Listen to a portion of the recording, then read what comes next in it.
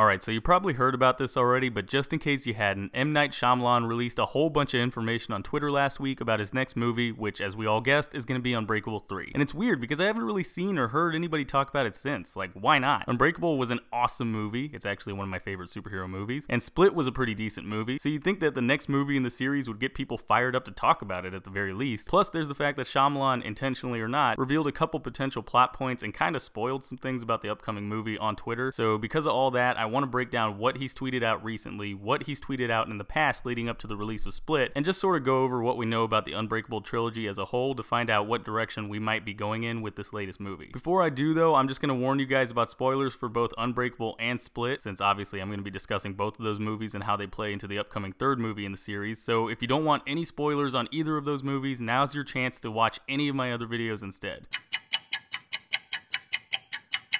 Alright, everybody good? Good. Let's check this out. So the first big thing I want to cover here is that the movie's titled Glass, which is an awesome title, I'm not going to lie. And I'm sure most of you figured this out almost immediately, but based off of that title, I think it's a pretty safe bet to say that Mr. Glass himself, Elijah Price, is going to be the focus of this movie. I mean, it makes sense, right? Unbreakable was the story of David Dunn, the Unbreakable Man. Split saw the rise of Kevin Crumb and his split personalities, so who would Glass follow? We actually got a subtle clue that this was going to be the case back in February when Shyamalan tweeted out that he was writing the outline to this movie to the tune of several different musical selections, one of which being the score to the 2010 movie A Prophet, a movie that follows a lower-level prison inmate as he manipulates his way into gaining more and more power in the criminal underworld while in prison. Remember where we last saw Elijah in Unbreakable? That text at the end of the movie said that he was sent to a psychiatric institution following the discovery that he was the one causing all these different accidents and disasters and stuff. Most people, including Patton Oswalt that one time he showed up on Screen Junkies, theorized that Elijah was probably gaining more and more power and networking with various criminals and stuff, either while he was locked up or he had already done so on the outside before he was shipped off to the institution by the police. Either way, he's definitely going to have a good bit of connections and criminal support by the time Glass rolls into theaters. Moving on, this is also something a lot of people already guessed on their own after seeing the ending of Split, but Shyamalan reconfirmed that Glass is going to tie both Unbreakable and Split together, stating that the four main actors in the trilogy, Bruce Willis, Sam Jackson, James McAvoy, and Anya Taylor-Joy, are all returning as David Dunn, Elijah Price, Kevin Crumb, and Casey Cook, respectively. And that's just awesome. I know Sam Jackson's probably the most excited out of all these guys. He's been talking about wanting to come back and do another Unbreakable movie for a while now. MTV actually has a quote from Sam Jackson from back in 2008 where he said, "Every time I see Shyamalan, he says, 'I've written this thing for you.' So I say, why are you always doing these movies I'm not in?" In the tweet announcing McAvoy's return, we also saw that, along with the Beast personality, like we all expected, we'll also be seeing every other personality we saw in Split, on top of the base personality of Kevin, with Shyamalan stating, "The virtuoso James McAvoy returns as Kevin Wendell Crumb, Patricia, Dennis, Hedwig, Barry, Jade, Orwell, the Beast, Heinrich, Norma, Pole." That last one's kind of interesting because I don't really remember any of the other personalities having that as part of their name in Split. So does that mean we're going to be seeing some new personalities when Glass rolls into theaters? Well, actually, yes, we will. Shyamalan revealed in an interview with Empire back in March that we were going to be meeting a whole bunch of new characters in Glass, with some of them being more of Kevin's alternate personalities. He stated, "It has so many characters. It's a weird process. I already know all the characters, or most of them. I know 80% of the characters, so the discovery process isn't there. I pick names, I had a sense. That's part of the fun, maybe, of the next one, to sit down and discover some. It's always a central question. What does Kevin need? What would be an advantage for him?" He even kind of joked in the same interview that the stadium drug dealer guy he cameoed as in Unbreakable could be the same guy he cameoed as in Split, with the idea that the stadium guy turned his life around and I guess started going to Hooters and helping old ladies spy on their patients. Jay, what health-conscious fast food purveyor did you originally solicit to buy these chicken wings you've so lovingly reheated in a minor suicidal gesture? Hooters, and you can't just throw them out, Dr. Fletcher. And that's kind of cool. Like, there's always a whole bunch of talk about like Stan Lee's cameos or something and whether or not they're always the same guy. But why hasn't anybody wondered if Shyamalan's always playing the same guy in any of his movies? And this just makes me wonder about the rest of his cameos. Like, are they all the same guy? Do these movies all happen in the same universe, just at different points in time? Like, maybe the stadium guy ends up trapping an alien in his house before he becomes a doctor and talks to a kid who can see dead people. Then after that, he becomes a lazy security guard or something. I mean, there's so many questions and so many potential ties here. Nah, I'm joking though. But seriously though, what does all this mean? What type of crazy, thought-provoking, super climactic, plot twisty finish can we expect to see in Glass? Believe it or not, we actually can piece together some basic plot points from what we've been getting over these past few months. For instance, Shyamalan, in an interview on the Happy, Sad, Confused podcast back in February, revealed this bare-bones concept idea for an Unbreakable sequel, with Bruce Willis's David Dunn realizing that Sam Jackson's Elijah Price wasn't as crazy as he originally came off, stating, "My thought bubble would be, again, don't hold me to this, but Elijah never never got out of the institution. He was just a guy who believed this, but David doesn't quite 100% believe it that way. He just thinks that he is particularly meant to do this, and he's kind of faded a little bit. Like this idea of comic books that Elijah was saying the comic book world is based on reality, that it's real, there's no other evidence for this. It's this crazy guy who has this bone disorder who's in an insane asylum. But then this comes up and he's like, oh my god, he's right. So going off of Shyamalan's idea, I feel like Glass is going to feature Elijah trying to come after David, you know, since they're both supposed to be like the villain and hero over their comic book story. In a comic, you know how you can tell who the arch villain's going to be? He's the exact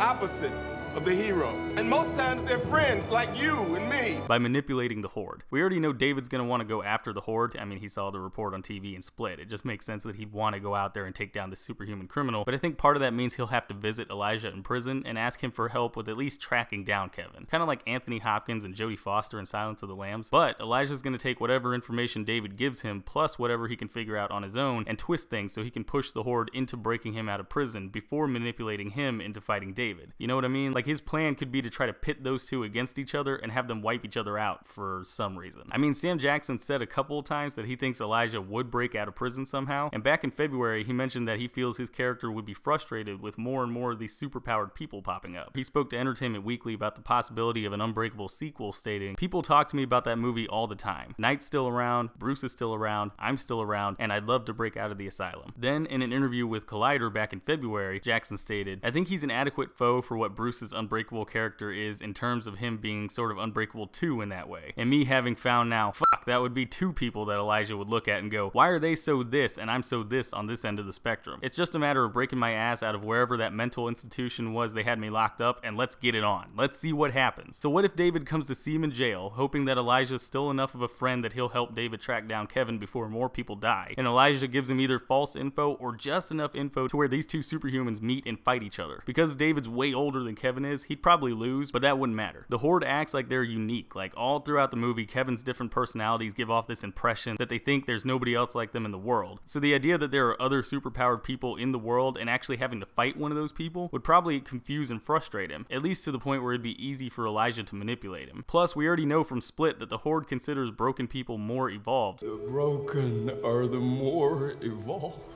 So it'd make more sense that he'd ally himself with somebody like Elijah, who breaks a ton of bones just falling down the stairs.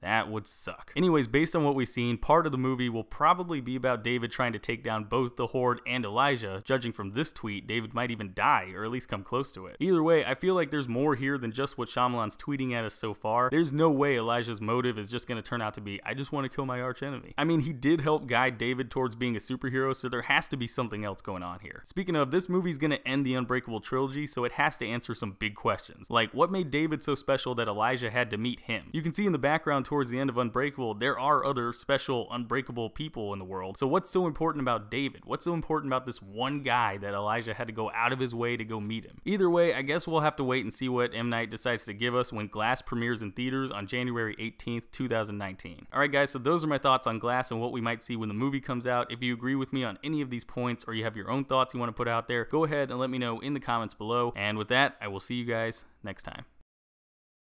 Hey, thanks for watching. If you liked the video, be sure to click that like button, maybe leave me a comment while you're at it, and go ahead and click that subscribe button. Also, don't forget to check out any of my social media pages. I've got a Facebook, Twitter, Twitch, and Instagram. All those links are going to be in the description below. And I've also got my last video right there in the middle of your screen, so if you want to check that out, go ahead and click it, check it out. Alright, and I will see you all next time.